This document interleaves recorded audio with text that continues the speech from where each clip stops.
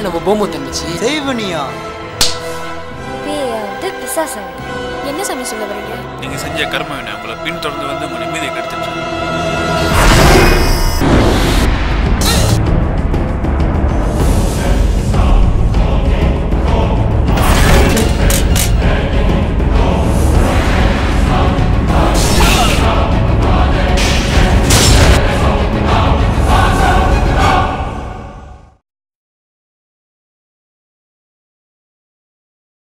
இல்ல நம்ம போமோ தங்கச்சி செய்வனியா பேயாவது பிசாசாவது என்ன சாமி சொல்ல வரீங்க? நீங்க செஞ்ச கர்ம வினை உங்களை பின்தொடர்ந்து வந்து உங்க நிம்மதியை கெடுத்துச்சு.